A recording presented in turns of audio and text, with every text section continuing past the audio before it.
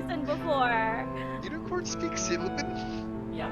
Okay, so if the unicorn showed up, then yeah, Her Royal Highness is going to lunge for the throat. Okay. Roll me. You're going. Maha's gonna look and be like, "Be happy you have hands." Oh God. At that even Wolver's like, yeah. Maha's literally just thinking of Eric and like how sorry he Oh feels my for gosh. him. But yes, I it's like unintentional intimidation. Extreme intimidation. You see, he just kind of holds the knife for a second. I want me hands and don't. He just starts to walk. He literally just walks in between the both of you. Get out! Welcome back to Frankly I Don't Give a Fuck, and our podcast today, Something Wicked. Let us prick our thumbs, for something wicked this way comes. But before we start, as we have asked and talked about before, we're going to be doing a little bit of decompression. We had originally talked about doing some breakfast for you guys, but real life gets in the way, and my editor is dealing with a very difficult molar infection, and so we decided to do something a little bit lighthearted, and I'm going to be reading some poetry for you before we begin. The book itself is called Lost in the Strands. It is written by a young man by the name of Aiden Justice Robles, my nephew, one of my many nephews actually. And he's given me permission to read some of his work on our podcast to a larger audience. Now, you guys are going to laugh, but I kind of pick and poke when it comes to certain poems. Well, poetry books, which I own a few. You would think I would read them all the way through. But we have a few here.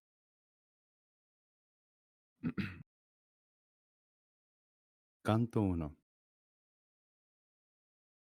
If we have a home, we can never truly travel. It was in that house on Basamari Lane that I listened to myself sleep, watched myself dream. I no longer heard the earthly human lullaby of traffic and sirens. At all times of night, a rumbling, cracking of the subway above, and below me, the crickets, the frogs, all I hear are not real. I cannot picture them as they keep me awake and fight the onset of sleep. The things that aren't here still leave their dull, aching pain. Source unknown, no wounds.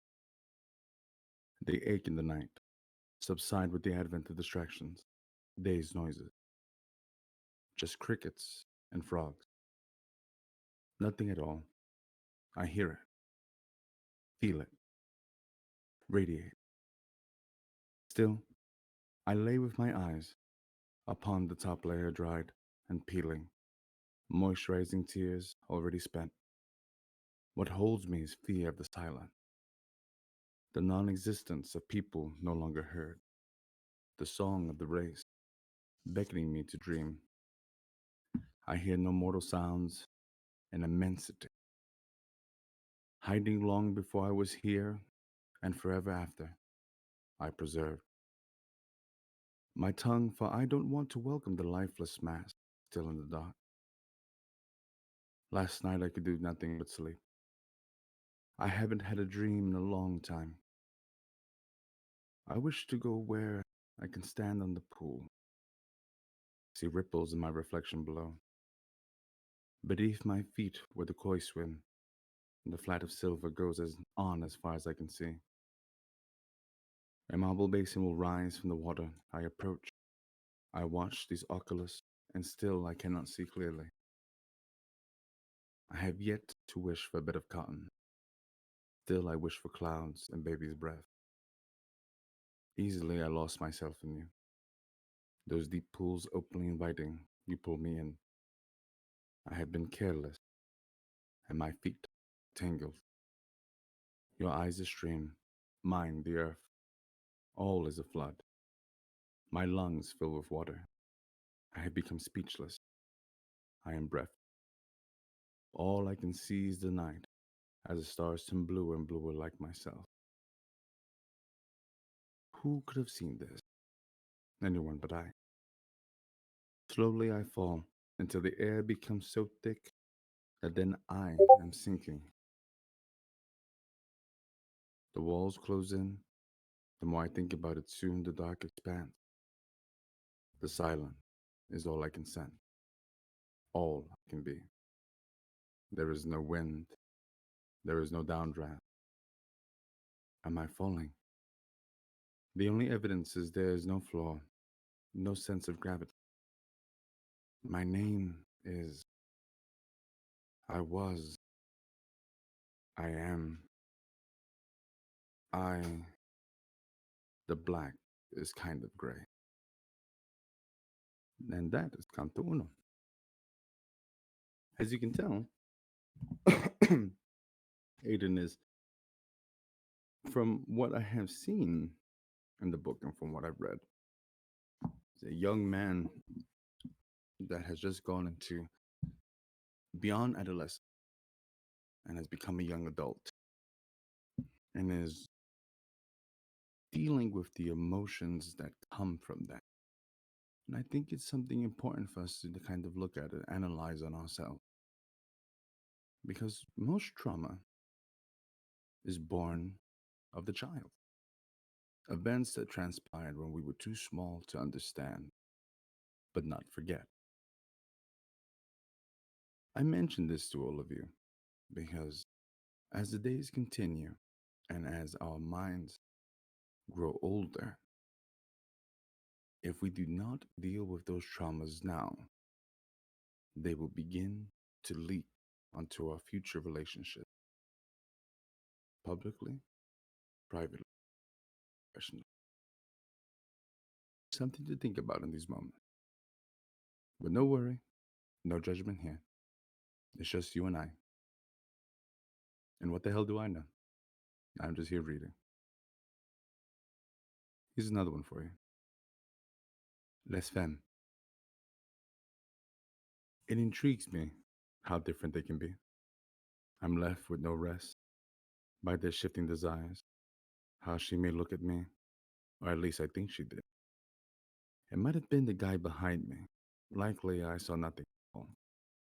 She grabs the top of my hand, avoiding the palm, giggles, and looks away. To my coy mistress, mistresses, did the eyes happen to fall on me? As the attention wanders like my own, my chest hurt, I am short of breath. I cannot believe what I see. Les femmes will be the end of me. Probably true for most of us, really. I'm just bigot. Let's see something else.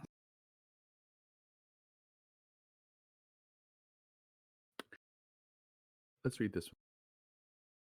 Pola Lolita. I should have not let these thoughts slip. It is too late now. I long for December. I cannot tell, cannot confess to you. I stand away from you, as though I am gazing at a simple, mesmerizing statue that has stood long before my birth. I wish I was a sculptor, feeling every contour, perfection, and imperfection, put my all into it. Even past its prime, I am ensnared. I only know what is here now. Score me, for that is what I crave. I am your Hubert. I am your Lolita. You know, growing up, and as someone who is in the kink community, it's always been kind of difficult for me to come to terms with Lolita and Humpert. this odd, disgusting little man that was just watching this child. And there's so many people that really love this book. And I find it so hard. I really can't do it. And I think it's because it really it's a lot. It's a lot. I'm not really sure how else to explain. But let's do a little more reading.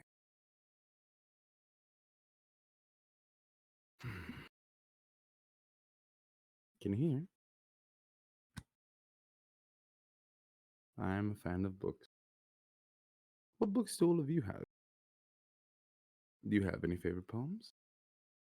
You should tell me about it.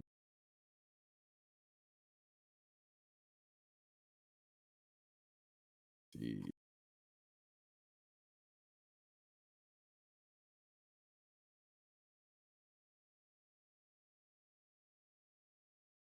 say again.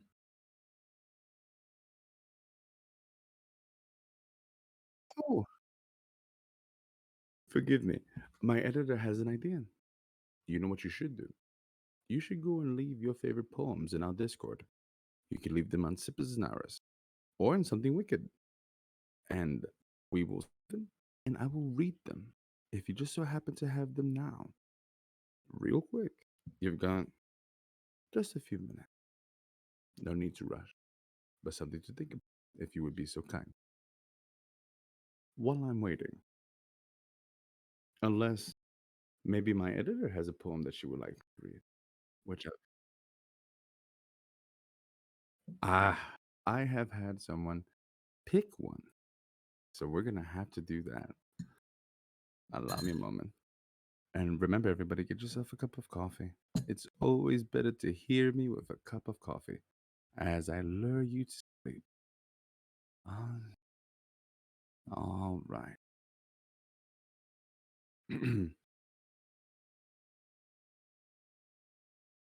Ozymandias by Percy Shelley.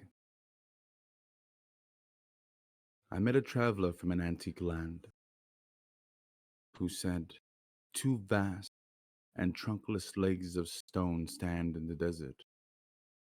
Near them, on the sand, half sunk, a shattered visage lies, whose frown and wrinkled lip and sneer of cold command tell that a sculptor well those passions read, which yet survive stamped on these lifeless things. The hand that mocked them, and the heart that fed.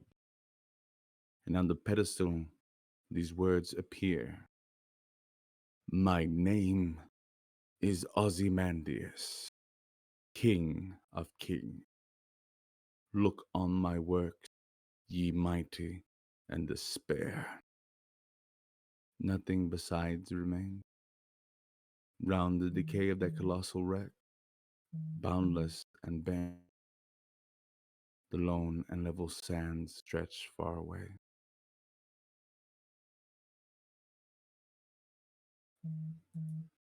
It's always a little sad. We do so much to go and build up empires in our minds.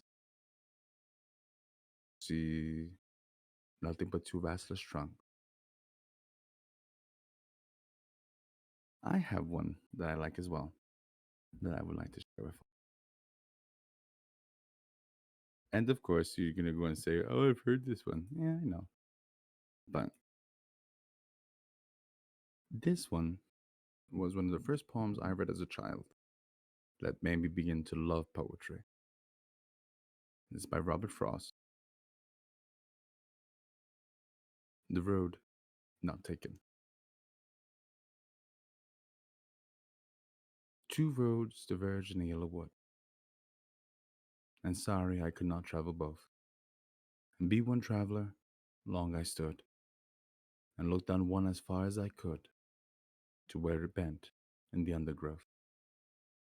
Then took the other, as just as fair, and having perhaps a better claim, because it was grassy and wanted wear. Though as for the passing there, had warned them really about the same.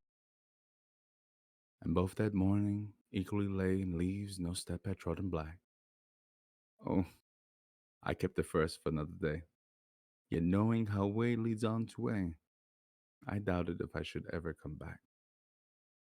I shall be telling this with a sigh, somewhere ages and ages hence. Two roads diverged in a wood, and I took the one less traveled by, and that has made all the difference. Oh, I think we have a request as well. Crafty die. Let's see if we find it. Nature. David, give me one.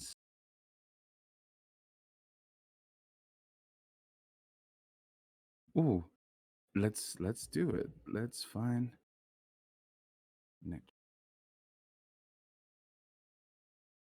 Nature by Henry David Thoreau.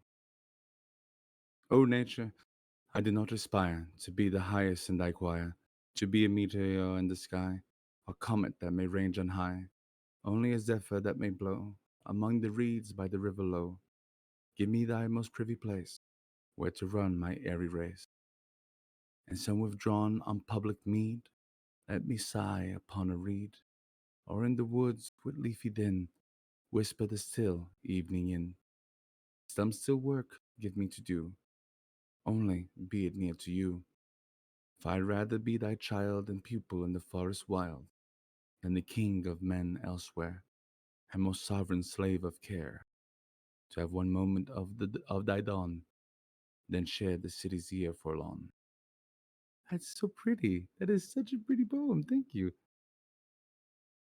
And which other one you got? I'm a man who boozes. 'Tis was an evening in October. I'll confess I wasn't sober. I was carting home a load with manly pride, when my feet began to stutter, and I fell into a gutter, and a pig came up and lay down by my side. There I lay there in the gutter, my heart was all aflutter, till a lady passing by did chance to say, "You can tell a man that boozes by the company he chooses." Then the pig got up and slowly walked away. Walked away, walked away. He was really too peculiar to stay. You can tell a man that boozes by the company he chooses. And the pig got up and slowly walked away. Then I heard a gentle mooing. It was like a pigeon cooing, as a home returning cow stopped in her stride, and her eyes were big and gentle, her expression sentimental, and she curtsied low and sat down by my side. Then I saw her eyelids flutter, and a tear fell in the gutter, as the owner of the cow did loudly say, "Leave that brute this moment, Sonia, or your milk will curdle on you." Then the cow got up and slowly walked away. Oh, that one was a little sad. Oh, we have I want to change the trees with him, but can't find. Oh, Crafty Deer. Oh, I'm sorry, Crafty Deer. I will say your name properly. Forgive me. Ah, well, it seems that we are going to take a step back. I hope that you've enjoyed this decompressing with me, as we are going to go into uh, our little episodic time of watching me make a little bit of cup of coffee. And then we are going to come back with the boys and we're going to sit down and talk about cults. So get yourself a cup of coffee, leave me playing on in the background so that you can have my voice serenading you. And then come on back, take a seat, and have a listen.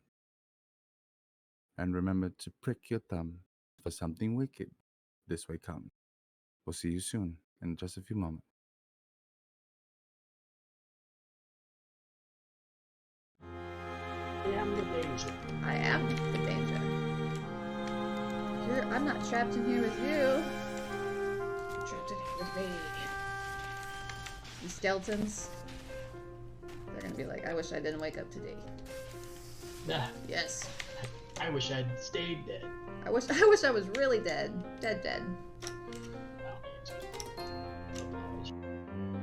I guess. Do we all Depends do on we all see conversation. this unicorn? Yes. Yep. You all It's a real see unicorn. A unicorn. Ah, Can I ask unicorn you- must be attracted to my magical prowess. Oh my god, I've never Unicorn seen a is a unicorn in person before. Unicorn speak Sylvan? Yep. Okay, so if a unicorn showed up, then yeah, Her Royal Highness is going to lunge for the throat. Okay. Roll me. You're going. Mother of, I don't know, what would be a Viking way to make an insult? You, scourge, yeah, you coward. You scourge the bottom of my boot. Run. Oh, We just killed the dragon. okay, good. Glorious. Okay, let me get my 3 arrows.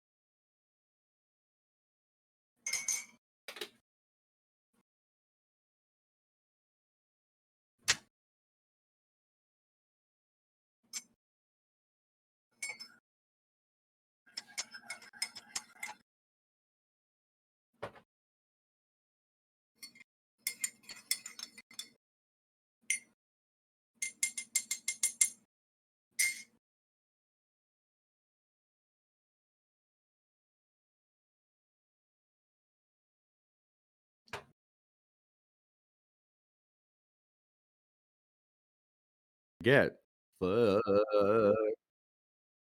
Oh.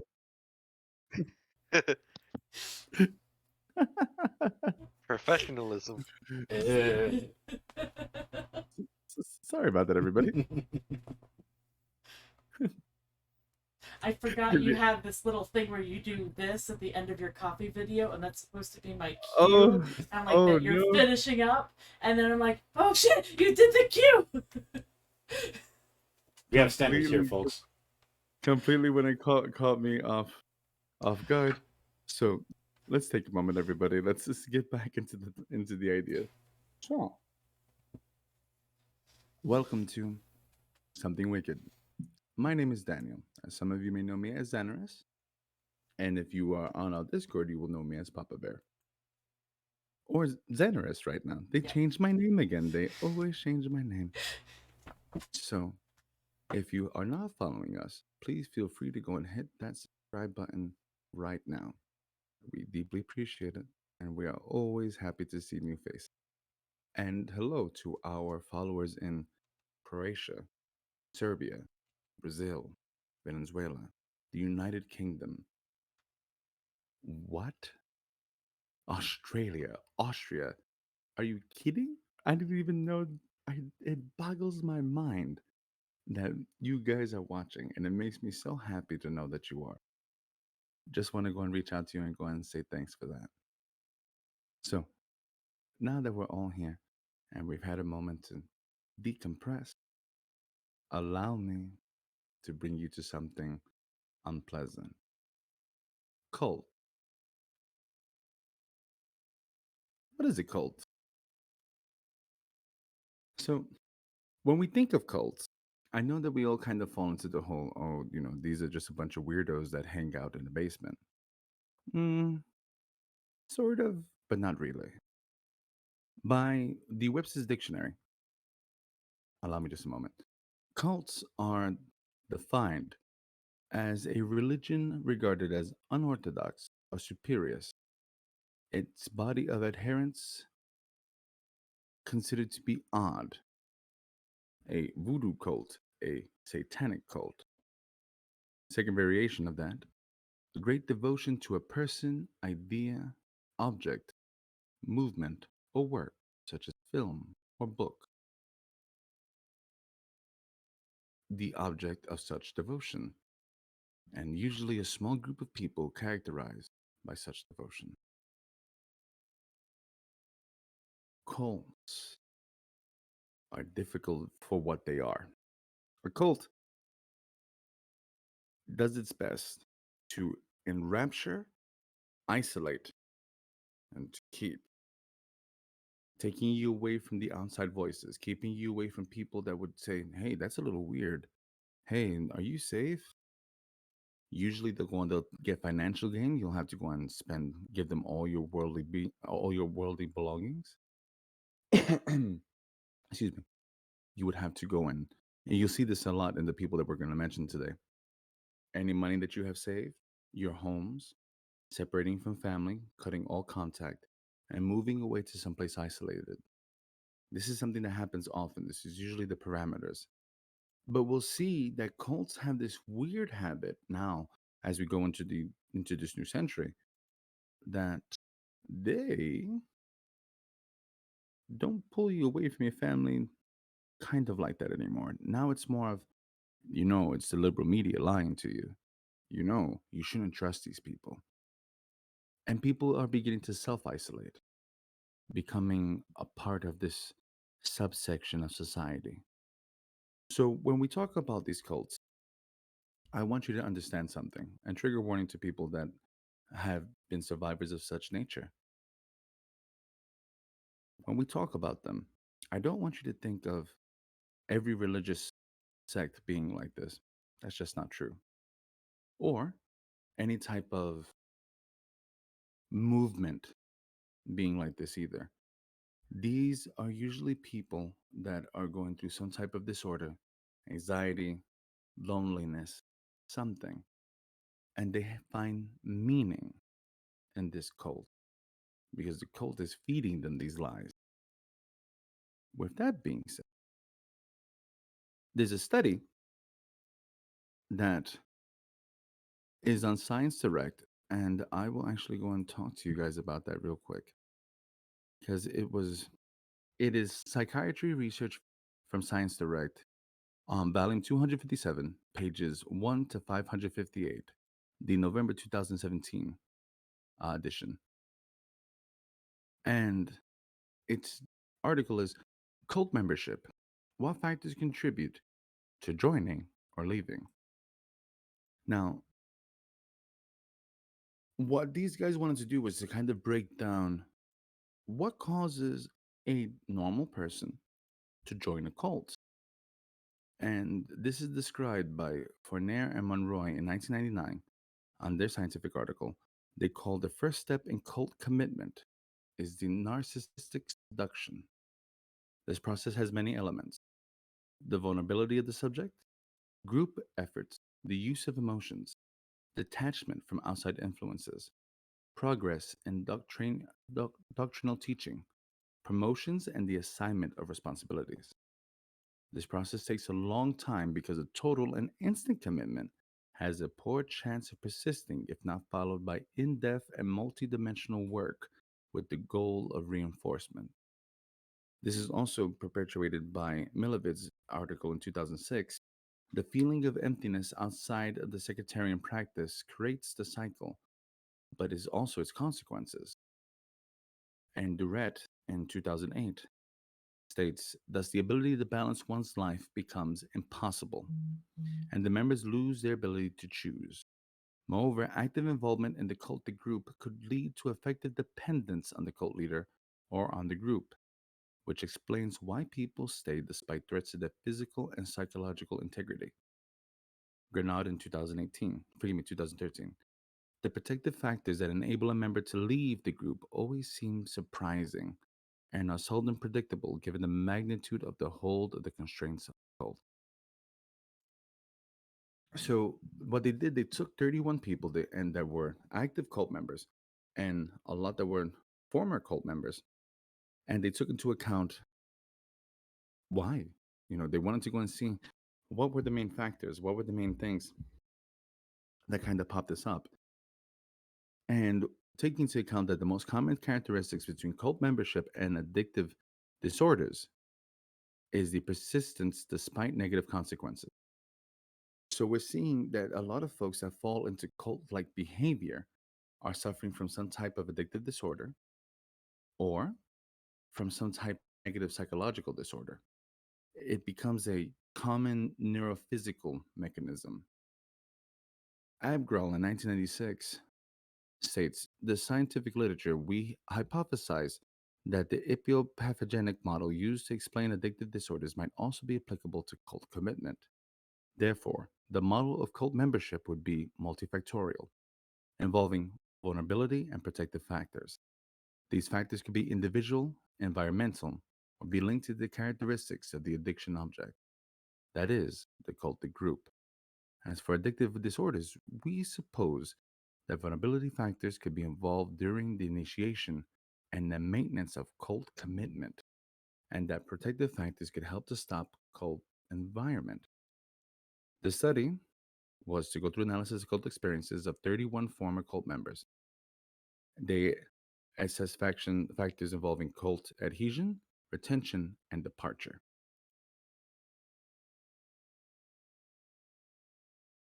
When we think of cult, we fall into this almost streamlined thought pattern, yeah, of, oh, hey, it's a cult. So only lunatics go into that. My first example is actually going to go and show you just how different that is. Let's talk about Heaven's Gate. Heaven's Gate, an American-based religious movement founded in 1974 by Bonnie Nettles and Marshall Applewhite. So Marshall and Bonnie, rumors dictate that they met as Bonnie was an actual psychiatric nurse and Marshall just so happened to be a psychiatric patient. They met, they fell in love, and crazy loves crazy, and that's just kind of how it went. They began to have code names. They called themselves the Two because they were the two higher entity individuals that were going to begin this process. They would also go and have other names throughout that time of the movement as T and Do. And the central belief of the group was that followers could transform themselves into immortal extraterrestrial beings by rejecting their human nature. And they would ascend to heaven, referred to as the next level or the evolutionary level above human. Of course, with all of this other stuff, we have we have Marshall, who began to speak about that they were walk-ins. You see, even Heaven's Gate believed in possession, but they didn't believe in demonic possession. They believed in alien possession, as they called walk-ins, as a alien could walk into your body and possess you or make you a higher level being, which is what happened with Marshall, supposedly, and his wife Bonnie. Just to kind of get into the weird negative effects as this starts to, because I warn you all, this gets crazy quick. Bonnie dies of cancer in 1985, I believe. Let's see, in 1985. So when she dies of cancer, we're already seeing the cult effect. She dies, her children don't know it until way later. None of her family knows that she's died. Nothing. It's considered a top secret type thing. And the moment she dies, all of a sudden, this immortal being was gone. The body was gone. So, how could she ascend to the spaceship to become part of this grand apocalyptic event that they began to speak of as the world was going to be recycled? Which, by the way, if you're curious about that, Marshall actually has a video up that he will talk to you about the recycling. Heavensgate.org is still alive and well by the surviving members of the cult.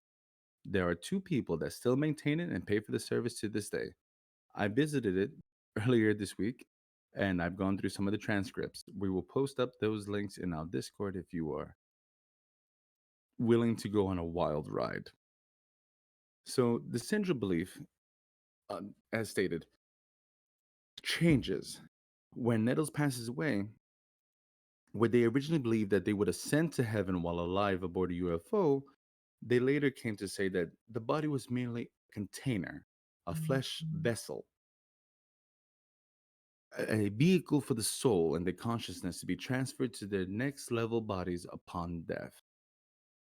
They also said that they began to kind of pick and choose biblical prophecies and that they had been given higher level minds than other people. This is Marshall and Bonnie. They wrote a pamphlet that described Jesus' reincarnation as a Texan, a thinly veiled reference to Applewhite, Marshall. Furthermore, they concluded that there are two witnesses described in the book of Revelation, and occasionally visited churches or other spiritual groups speak of their identities, often referring to themselves as the Two, the UFO Two. They believed they would be killed and restored to life, in view of others transported onto a spaceship. This event, which they referred to as the demonstration, was to prove their claims. To their dismay, their ideas were poorly received by existing religious communities. So this is again where it starts to get kind of heavy. They believe that to be eligible for membership at the next level of humans, you would have to shed every attachment to the planet. You had to give up on all human-like characteristics such as their family, friends, sexuality, individuality, jobs, money, and possessions. On that same note, they had 8 of their male members go through castration. For Applewhite had actually gone through castration as well. Rumor is that he had a wife before, which is there is some validity to this. He was married at one time, gets caught sleeping with a male student when he was a teacher, gets fired, gets a divorce, and him dealing with the fact that he was gay, hated his sexuality so much he castrated himself, and this became a thing. I guess a The surgical procedure, or was it just surgical procedure. okay? Hmm. So, and it gets a little wild because we have 8 people that underwent castration as an extreme means of maintaining the ascetic lifestyle. The group initially attempted castration by having one of the members, a former nurse, perform the castration, but this initial attempt was very unsuccessful, almost resulting in the patient's death, and caused at least one member to leave Heaven's Gate. Every castration that followed was done in a hospital. They pretty much all drove down to Mexico to go and get snipped. That happened. Yeah. Okay. Hmm. So, you would be biologically and chemically transformed into extraterrestrial beings and would be transported with their bodies aboard a spacecraft, come to Earth and take the crew to heaven, referred to as the next level. The crew was what they called their fellow initiates. Then we have the members of the group would also give themselves 3-letter names with the suffix "odi" that they adopted in lieu of their original given names, which defines children of the next level.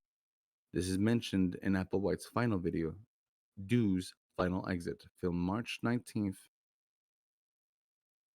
and 20th, 1997. Kind of like 2 OD, Sue OD, Sam OD. And on this note, in 1996, the group begins renting a large home that they call the Monastery, a 9,200 square foot mansion located on Colina Norte, later changed to Paseo Victoria, and Rancho Santa Fe, California. They paid $7,000 per month in cash. And I know a lot of people like, well, how the hell did they do that? Funny thing that the majority of their members were web designers. As a matter of fact, the majority of the websites that you saw in the 90s were made by people from Heaven's Gate. And an even weirder fact is that Marshall and and his wife Bonnie were very big proponents towards the theory of ancient aliens. So you know all that nonsense that you're watching on TV now about ancient alien theories and all that? Yeah, that started a while back ago, but it didn't get famous until Heaven's Gate. So we have an event that transpires. The Halley Comet. They believe that the spaceship that is coming to get them is hiding behind the comet. They have to get ready. Time. March 19th to the 20th of 1997, Marshall Applegate tapes himself in those final exits, speaking of mass suicide and the only way left to evacuate the Earth, after asserting that a spacecraft was trailing Comet Halley-Bopp and that this event would represent the closure to Heaven's Gate. Applewhite persuaded 38 followers to prepare for the ritual suicide so their souls could board the supposed craft, believing that their deaths would that after their deaths, an unidentified flying object would take their souls to another level of existence above humans, what he described as both physical and spiritual. Their preparations included each member's videotaping a farewell message. All 38 members recorded a goodbye, and they all seemed ecstatic. And that's really the scary thing. They believed it, wholehearted. Every single one of these intelligent people, the majority of them, believed it. I'm actually on Heaven's Gate website right now, and they haven't updated since since the comet. They have not, because Heaven's Gate is closed. What's up? Yeah, the only they have some links and whatnot, and they're all actually still live, as Daniel pointed out. But the big tagline is a flashing red alert, and it says Halley-Bopp brings closure to Heaven's Gate. Heaven's Gate. It's kind of wild. Like I said, we're not gonna post anything. We're not gonna post any videos. If you have a moment that you kind of want to go down that rabbit hole, feel free to do so. But keep this in mind. These guys took a phenobacterial mixed with applesauce or pudding and wash it down with vodka.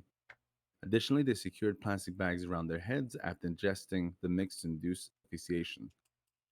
All 38 members and Marshall, dressed in identical black shirts and sweatpants, brand new black and white Night Decades athletic shoes, and armband patches reading Heaven's Gate Away Team.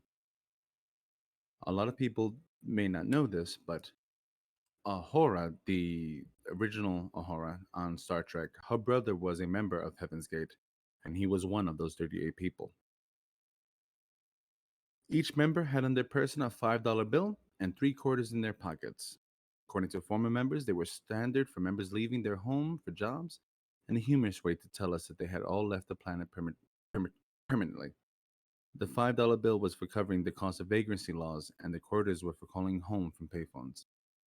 Once a member was dead, a living member would arrange the body by removing the plastic bag from the person's head, followed by posing the body so that it lay neatly on its own bed. The suicides occurred in groups of 15, 15, and 9 between approximately March 22nd and March 26th.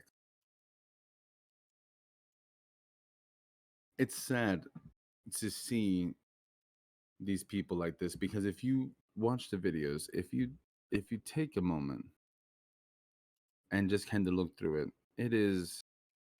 it's so much, and they honest to God look like good, decent people that got caught up in something so crazy and wild. And if you send an email to the actual website, you may get a response as long as as long as it's respectful.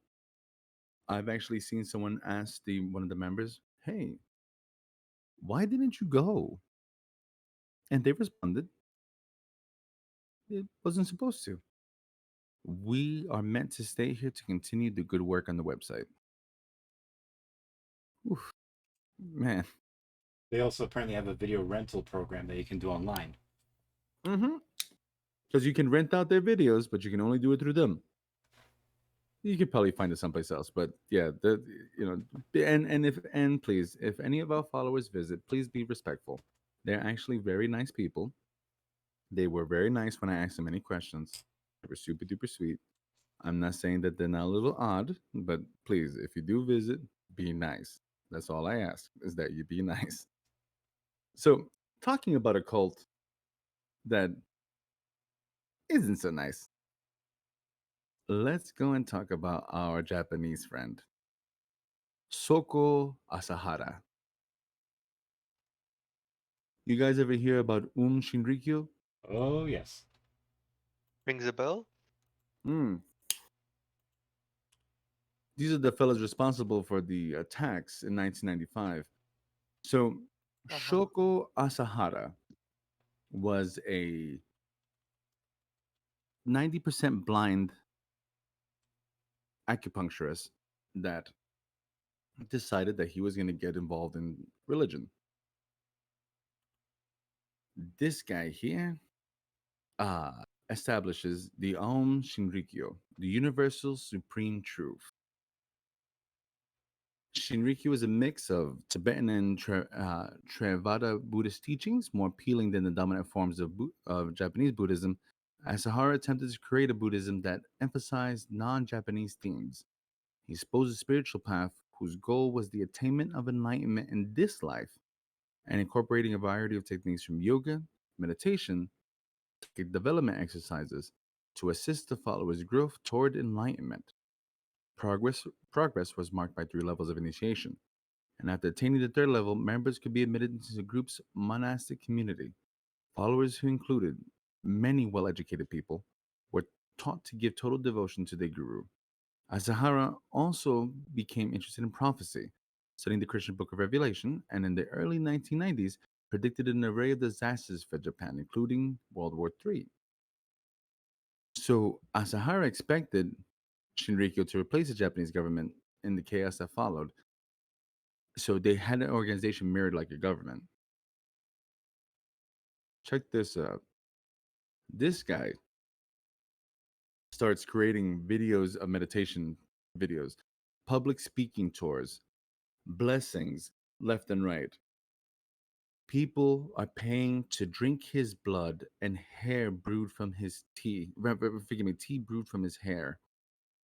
And they also developed a brain transmission device that you could place on your head, and the thoughts of the great guru will be transmitted to you so that you can hear them and feel them.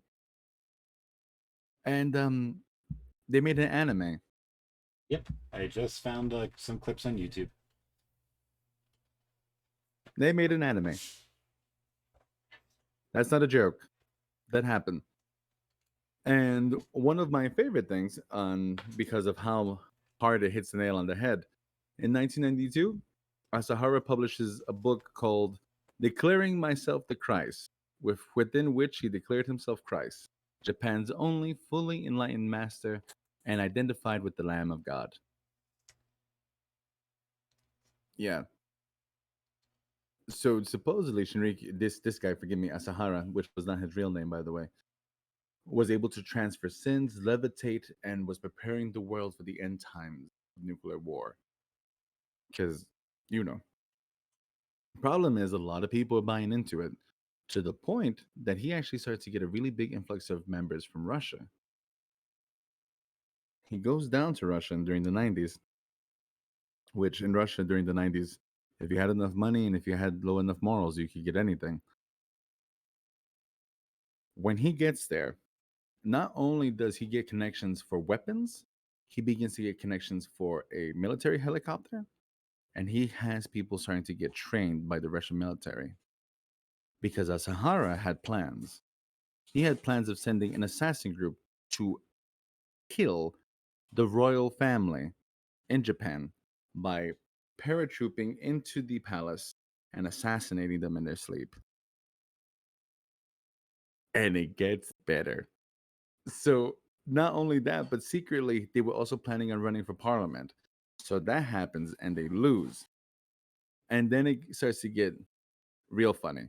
There's a case from CNAS that there's a detailed case study of Aum Shinrikyo suggests several lessons for attempting attempts by other terrorist groups to acquire chemical or biological weapons. So Shinrikyo started to get brazen. They didn't want to just start a war. They wanted a deterrent, biological weapons. And in the beginning, it was botulism. So, and then they kind of progressed into some other things. Accidents reoccurred in Aum's chemical and biological programs did not deter the pursuit of their weapons. Shinrikyo's top members transitioning to violence that really brought other leaders down this path and effectively persuaded, isolated, or killed dissidents. There was no evident resistance to moving to more conventional weapons to pathogens and chemicals. Though police pursuit of Rikyu was remarkably lax, even intimate or anticipated enforcement actions highly disrupted the cult's efforts to develop chemical and biological weapons. Even if not as an effective deterrent, law enforcement pressure can substantially inhibit its effort to develop biological weapons. So, and it was largely done by their leading group. And we can actually go down into some of the stuff. So, they started working with Clostridium botulinum, or botulism, the bacterium that produces the botulism toxin. Presumably, Aumann had obtained C. botulism in small quantities from cultures collected in the guise of research. After all, ran a hospital, but instead, one of their leaders, Endo, went to Ishikarigawa Basin in Hokkaido Prefecture to harvest the bacterium from the soil in the springs of 1990. When this thing blew up, they found all these documents, and it starts from 1990 all the way to 1995. And I got a little bit of a list of a timeline of the biological and chemical weapons activities. So, spring of 1990, one of their leaders, Sechi Endo, goes to the Ishikarigawa Basin in Hokkaido Prefecture to harvest botulism. Aumann produces several hundred metric tons of medium containing botulism toxin and disperses it in Tokyo in 20 to 40 separate releases. these attacks fail and are not noticed. Then in the summer, Hideo Murai begins manufacturing BX and chlorine gas as the newly purchased Minino facility. They started to get a little bit more uppity. October 1990, the arrest of three Anum leaders for fraudulent land purchases frightens the group into removing all traces of chemical and biological weapons from the Namino facility. 1992, under Endo's leadership, Anum's biological program resumes, this time using B. anthracis, or anthrax, perhaps obtained through a contact at the Obihiro University. May, June, July, after returning from Russia, Murai tells Masami Tushiyaya that Ayumi is threatened by chemical attacks and asks him to review analytical methods for producing chemical weapons.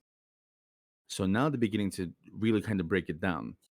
Anum produces 20 metric tons of medium containing anthrax at Kamadayu and sprays it from their facility. And now they begin producing their first bench scale batches of sarin. That sarin gas is what the beginning of that sarin gas is what's going to lead to the 1995 terrorist attack of the Japanese subways. And it just keeps going and going and going. In November 1893, Anum uses sarin gas to attack Daisaku Ikeda, dispersing it from a separate sprayer, Anum's first sarin truck. This attack fails. December 20, 1993, they attack Daisaku Ikeda again, using sarin spray from a converted truck in Yamanashi Prefecture. In 1994, they attack an anti-Anum lawyer, Taro Takimoto, with sarin. They fail. Anum targets a judge. In an unrelated case in Matsumoto, Japan, the judge survives, but 8 others are killed and 200 are injured. Then they up the game. In September 1994, Anum attacks Takimoto with VX nerve gas. Did that? So they begin to drive. They actually attack a journalist's apartment complex and introduce phosgene gas through the mail slot in the door at night to try to kill him. That fails. Anum produces botulism again. They're going to use that in another attack, and a glass given to someone to kill them. The attack fails. So if you notice, they've acquired the agents, but they just can't get the attack going. Every time they do, they keep on failing and failing and failing. But then we see that they start to get a little bit more spry. They're starting to kind of figure things out. And in December 12th, you have Anum attacks Takehito Hamaguchi, a 28-year-old office worker, as a suspected police informant with VX nerve agent, killing him.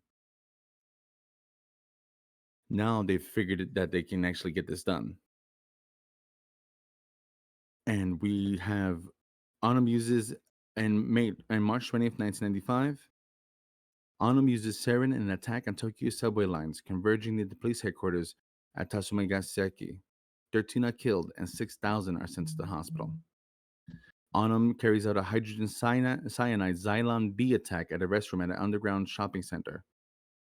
May 3rd, 1975, Anum attempts a hydrogen cyanide Xylon B attack, but abandons it before dispersal equipment is set. And May 5th, 1995, Anum attacks the Tokyo subway with hydrogen cyanide Xylon B, but the chemicals fail to mix as intended, and the device and 4 are injured. So these guys all walked in with sharp umbrellas, bags of this sarin material, wrapped in newspaper. They sat down, they waited, they poked it a few times, and they walked out. You can't smell it. You can't taste it. It just hits. And the Japanese, being as well organized as they are with their trains, they keep going, spreading this thing all around. And all of a sudden, we had a full-out attack. The Japanese, though, they finally couldn't go and keep on holding out, and they went full throttle. They attacked every single Anunrikyo installation that they knew of at the same time the day after. Long story short, our anime friend,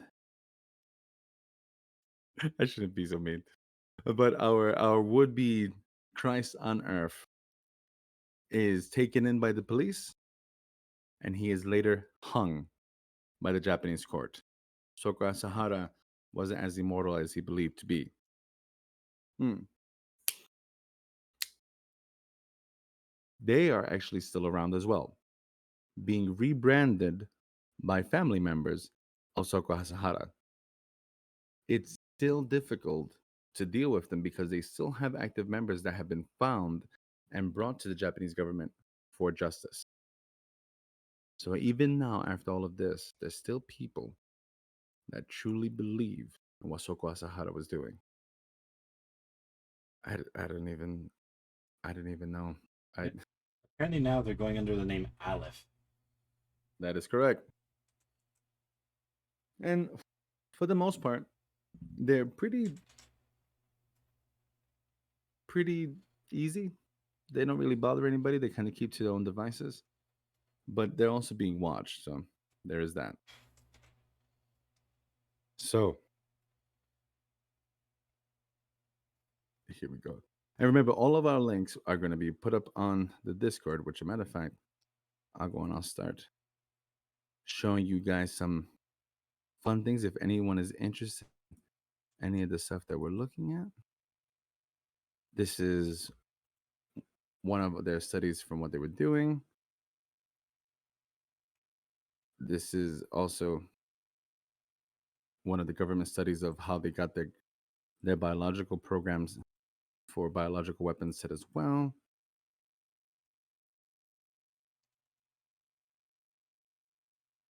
But let's talk about the Xenu in the room, Scientology.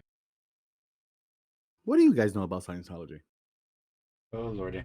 I know L. Ron Hubbard tried to start his own navy. That is true. That is true. Didn't it John Travolta make a movie about it like a space opera that failed horribly? Oh He yeah. did. He did. That's the main thing I remember about it. I saw it. It was terrible. I haven't seen it. I just know it failed horribly and like it looked really shitty. So I'm just like, screw it. I'm don't not bother. watching it. Yeah, you're not missing much. Okay. Scientology. It's hard for me to even talk about these guys because Hubbard is God. Hubbard is something, and let's get into it. The Church of Scientology maintains that they believe that all humans are immortal, that a spiritual being, a thetan, resides in the physical body. The reason why we have that in our physical body is because an evil space overlord began to throw alien beings into a volcano, and their spirits erupted and possessed us. Jesus Christ.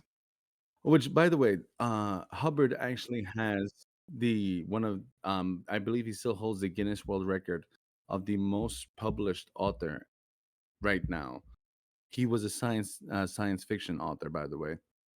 He also served in the United States Navy, um, which Scientology states that they believe that his records were falsified to not show all of the great things that he did or the injuries that supposedly he sustained that were unsubstantiated because of the fact that he was doing secret intelligence work. Okay. On that line, there's also a fun story that I heard from a very close friend of how Hubbard met Aleister Crowley since they were kind of studying the same types of things. And after all this process of Hubbard being the preacher that he was, when he became a religion, he sent a letter to Crowley stating simply, "I win." Because, you know, whatever. So, hmm. So, the creature that resides in all of us, because we're all going to become Scientologists for a moment, the Deaton has had many past lives. And because of that, we had to go through something called auditing to go through all of these weird events that have happened so we can have self realizations of who we are and to get past all of our boundaries to realize our self actualized potential. The Church of Scientology believes that man is basically good, that he is seeking to survive, and that his survival depends on himself as attainment of brotherhood with the universe. Scientology does not require that the members exclusively believe in Scientology. So you'll actually see that a lot of Scientologists will still celebrate Christmas, still celebrate holidays, but they do have their own holiday. So the e-meter. The e-meter is a device created by Hubbard to measure the minute charges and electrical resistance through the body when a person holds electrodes. Scientology believes that watching for changes in an e-meter's display helps locate engrams. Once an area of concern has been identified, the auditor asks the individual specific questions about it in order to help him or her eliminate the engram and use the e-meter to confirm the engram's charge has been dissipated and the engram has in fact been cleared. As the individual progresses, the focus of auditing moves from simple engrams to engrams of increasing complexity. At the more advanced OT auditing levels, Scientologists perform solo auditing sessions, acting as their own auditors.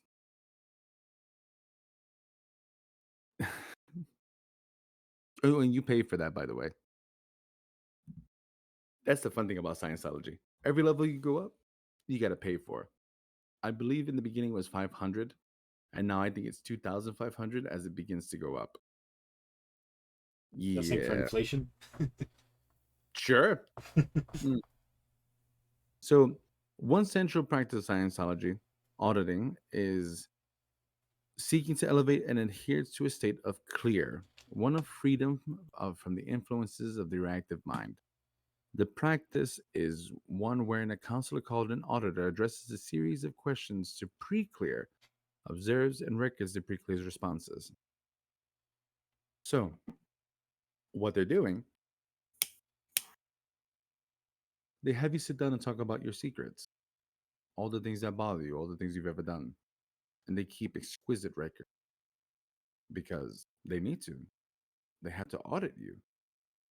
So now they have all this information, it becomes very hard to leave.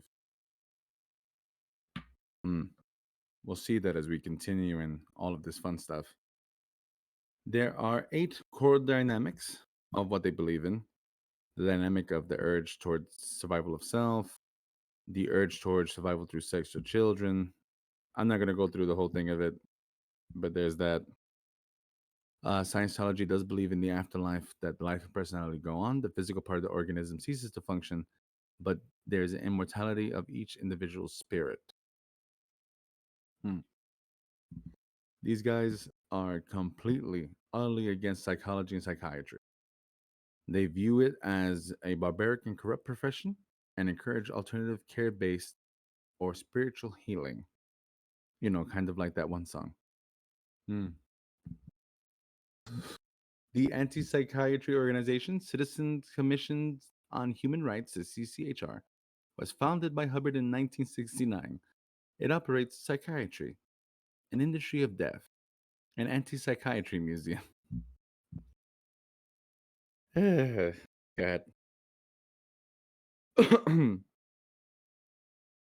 All that aside, they have some odd things about them. They don't like to be talked about, especially in ways that aren't fun, which comes from their own way of calling people fair game. The term fair game is used to describe policies and practices carried out by the Church of Scientology towards people and groups it perceives as its enemies. In response to criticism both within and outside of the organization, individual groups who are fair game are judged to be a threat to the church and, according to the policy, can be punished and harassed using any and all means possible. In 1968, Hubbard officially canceled the use of her game because of negative public relations it caused, although the church's aggressive response to criticism continued. So, when these guys were trying to become a church, the IRS refused to do the tax exemption, and they kept on fighting and fighting and fighting until oddly, it became a thing that they started to launch a whole bunch of private investigators against the IRS, and magically, they began to conduct private investigations, character assassination, legal action against the church's critics in the media. And as it got worse and worse and worse, they began to forgive me. They actually started using church members in harassment campaigns, including former and current Los Angeles police officers, to go and give them a bit of protection. And that just kind of all of a sudden pushed the IRS to state that they were an actual religion that doesn't pay taxes. They save about $20 million a year. Just throwing that out there.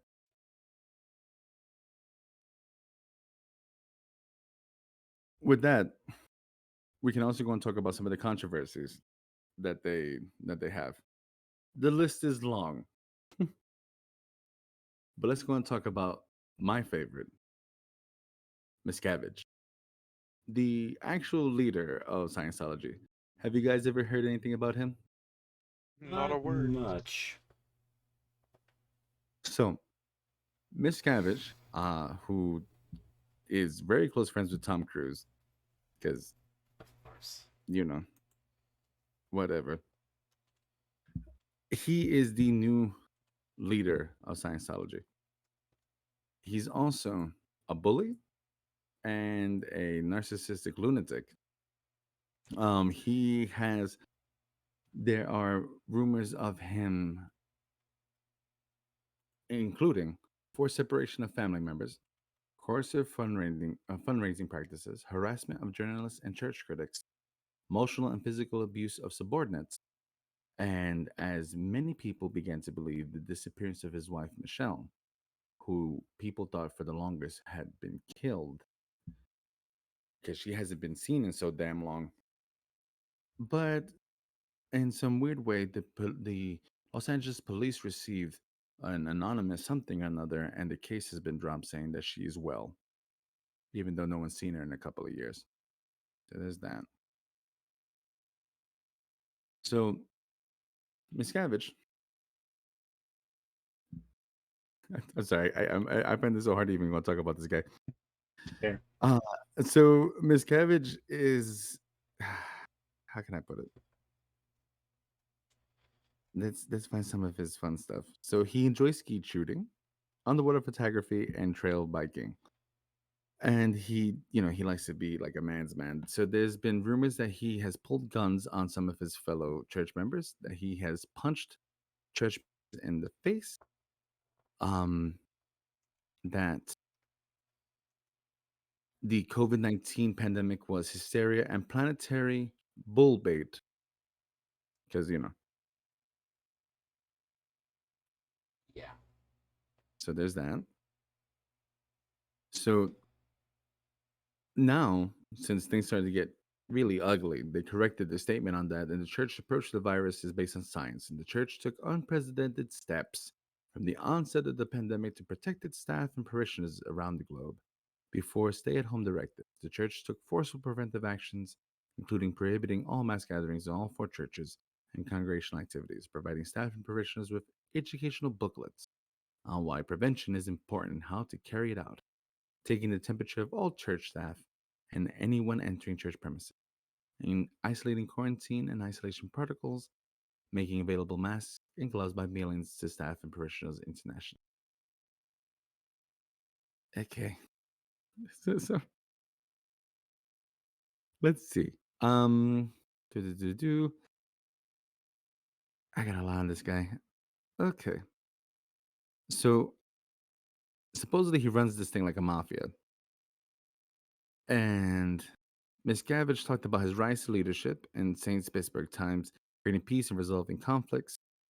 And 2 reporters, Tom Tobin and Joe Childs, said of Miscavige that he was not only the founder's protege and trusted aide, He's a Scientologist what the Pope is to the Catholics. So this guy not only has all these other places, he also has Sea Corps. And friend, what do you know about them? Sea Org, forgive me. The Sea Org of Jesus Christ, of Scientology. Yeah, is that their navy, or am I getting it? Am I getting things crossed a bit? Something like that. The Sea Organization, also known as Sea Org, within the Church of Scientology, is a fraternal religious order compromising the church's most dedicated members.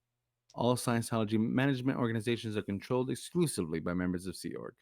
And David Miscavige is the de facto leader, holding the highest ranking Sea Org officer, holding the rank of captain. Oh, boy. So, some of the controversies. So, attack the attacker policy. Scientologists have a reputation for hostile action. This is in Ron Herbert's called the Attack the Attacker letter on behalf of the Scientologists in 1960 in response to government investigations. Spot who is attacking us. Start investigating them promptly for felonies or worse, using own professionals, not outside agencies. Double curve of reply by saying we welcome an investigation of them. Start feeding lurid blood, sex, criminal, actual evidence on the attackers to the press. Don't ever tamely submit to an investigation of us. Make it rough on attackers all the way. You can get reasonable about it and lose. Sure, we break no laws. Sure, we have nothing to hide. But attackers are simply an anti Scientology propaganda agency so far as we're concerned. They have proven they want no facts and only lie no matter what they discover. So banish all ideas that the fair hearing is intended and start our attack with their first breath. Never wait. Never talk about us, only them. Use their blood, sex, crime to get headlines. Don't use us. I speak from 15 years of experiencing this. There has never yet been an attacker who was not reeking with crime. All we had to do was look for it, and murder would come out. Attacks on Scientology, Hubbard Communications Office Policy Letter, February 25th, 1966. Yeah. One of my other real fun ones was the R245. R245 is the name given by Hubbard to describe an enormously effective process of exorcisation, but its use is frowned upon by society at this time. In Scientology doctrine, exorcisation refers to the separation of the thetan from the body. According to the author Stuart Lamont, Hubbard defined R245 as a process by which this could be controlled by shooting a person in the head with a 45 caliber revolver. Do it. Indeed. While no R45 letters have been published, orders to use R45 on specific individuals were published in prominent Scientology magazine on March 6, 1968. Hubbard issued an internal memo titled Racket Exposed, in which he denounced 12 people as enemies of mankind, the planet, and all life, and ordered any Sea Org member contacting any of them to use auditing process R245. The memo was subsequently reproduced with another name added in the Church of Scientology's internal journal, The Auditor. Another 4 people were named in a second R245 order published in The Auditor later in 1968. Then we have Operation Snow White, where they infiltrated, wiretapped, and stole documents from offices of federal authorities and the Internal Revenue Office. Oh, I was waiting for this one. Which is also, God. Okay, so Operation Snow White. These guys decided they're going to have a series of infiltrations and thefts from 136 government agencies, foreign embassies, and consulates, as well as private organizations critical of Scientology, carried out by church members in more than 30 countries. One of the largest mass infiltrations of the United States government in history, and up to 5,000 covert agents. The operation also exposed the Scientology plot, Operation Freakout, which is something that they were doing against the British journalists and some of their people because of other things on there, and against a journalist by the name of Paulette Cooper, that they wanted her to be committed to a psychiatric hospital. Yeah. So that's Operation Snow White. And let's see some of the other stuff. January 4th, 1963, 100 e-meters are seized by U.S. Marshals at the Founding and Church of Scientology building, located in Washington, D.C. The church was accused of making false claims that the device effectively treated some 70% of all physical and mental illness. No FDA approval, they seized them. Ron Hubbard in 1978 is convicted in absentia by French authorities, engaging in fraud, and fined 35,000 francs.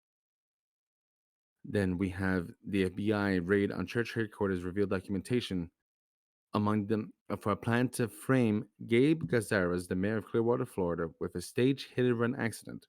Also, plans were made to discredit the skeptical organization CSICOP, spreading rumors that it was a front for the CIA and a project called Operation Freakout, which aimed at ruining the life of Paulette Cooper, author of The Scandalous Scientology, an early book that had been critical of the movement.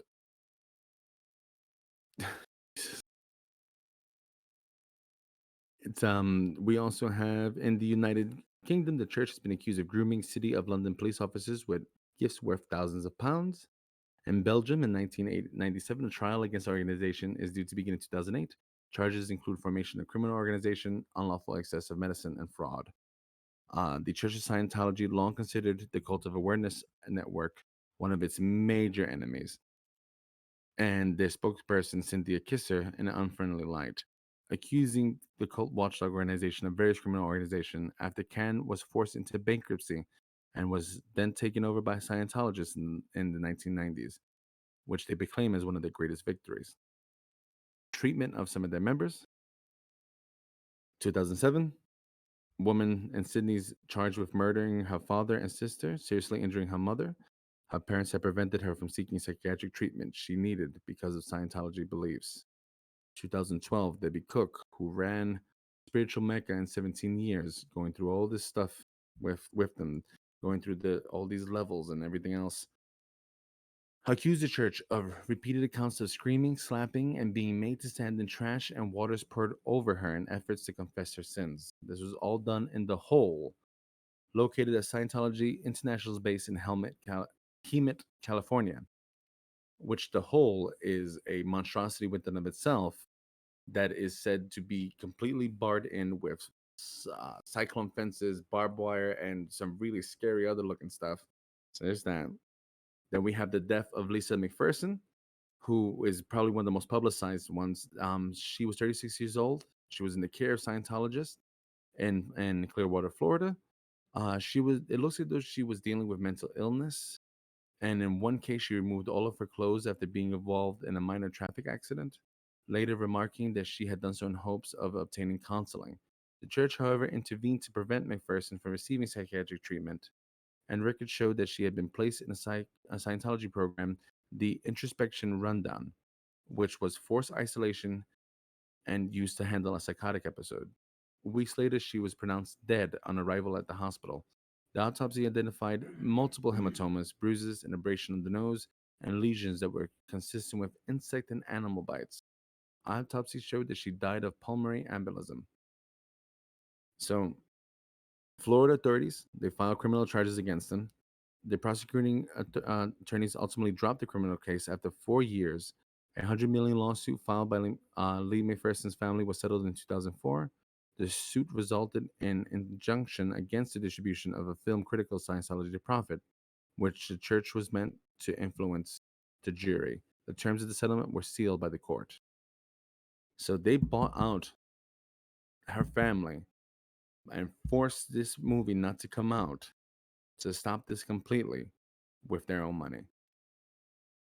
Then we have another death, Ellie Parkins. They also professional glass artist, lived in New York. She was a senior auditor at the Church of Scientology. And let's go to where it goes. In the fall of 2002, consulted Dr. Conrad Malfair, an osteopathic physician and Scientologist. Dr. Malfair concluded that Jeremy needed to be purged of certain chemical toxins in his body. and he needs to be energized through vitamin therapy. He becomes suspicious of it. Ellie took Jeremy to see Albert Brown, self-taught natural healer. Ellie planned to send Jeremy to live with Brown for treatment. He was to leave for Brown's on March 13, 2003, but days before began to act more aggressively. On the 13th, after the shower, he retrieved a steak knife and tried to slit his wrist. Unsuccessfully, Jeremy found his mother in the kitchen and attacked her as she spoke to a friend on the phone, stabbing her 77 times. Jeremy was charged with second-degree murder, but not found responsible as reasons for mental disease. On January 29th, 2004, the New York State Office of Mental Health exams, he was assessed dangerously mentally ill and committed to a secure facility. In March of 2006, an advertisement in LA Weekly blamed the Church of Scientology for Perkins' violent death. A 48-hour segment on Perkins' death aired on October 28th, 2006. Then we have another death of Noah and Lodick.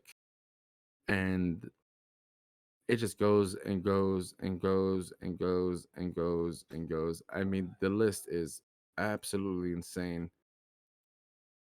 And what is scary about it more than anything is how they get away with it because of the fair game that they allow. So I'm going to pull back for a second because I feel like I just info dumped so much on all you guys. To be fair, there's a lot. There's a lot. Well, There's it a lot. seems. So, friend, I was thinking, you know a group of people that you might want to go and talk about. Is there anybody that you might want to go and mention maybe on another episode? Yep, coming soon in well, what date, producer? 2 weeks. In 2 weeks' time, thank you, producer.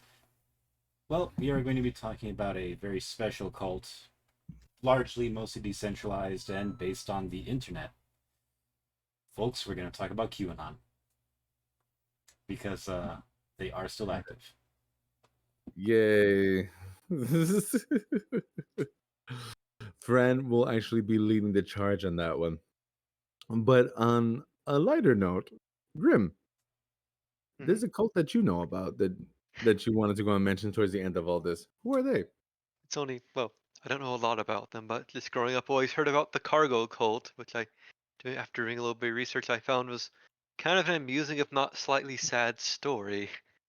During World War II in the generally Pacific Islands, when the Americans and Japanese were fighting each other, the islanders, many of them have never seen technology such as like tanks, aircrafts, and around the like airports and such, military airports. And when they left, they reclaimed some. Well, they claimed some of those and decided that some of the to be precise, there are some airdrops that were off course, shall we say, and landed near some of their villages. So they saw the plane as like as a messenger from God, and these military supplies as relics or their blessings. So later on, people came to see what was happening. They found like totem poles and effigies made of like B-52 bombers and such, and World War II era aircraft that apparently overshot or undershot their drop location, and so these locals just saw them as messengers of God. That's more or less it in a nutshell. And can you really blame them? No, If you were on an island and all of a sudden you saw a flying metal bird drop that things in your general tore area. the sky open, you probably go and believe it was something a little bit out of the ordinary. Hmm. So with that, everyone, I want you to take a moment, enjoy the September air. Thank you for being with us on this long one because it did turn into a long one. We are so thankful for your presence. Indeed. We will also be posting links that if you, anyone that you know, anyone that you care about, or someone that you may have just met that may be involved in these types of activities and is looking for a way out, there is help. Remember, these cults are wicked, led by wicked people that are feeding on the weaknesses that they see in us. Everyone wants to be part of something. Everyone wants to be loved. Everyone wants to feel that they're part of something better. What I will tell you is this: you are not alone. And as hard as it gets, and as difficult as this year and the past one has been, there are people that will listen, and there are people that you can reach out to. If there's ever a moment that you're on our Discord and you just want to come and say hi and you need to talk to somebody, please feel free to do so. We are not psychologists and we are not doctors.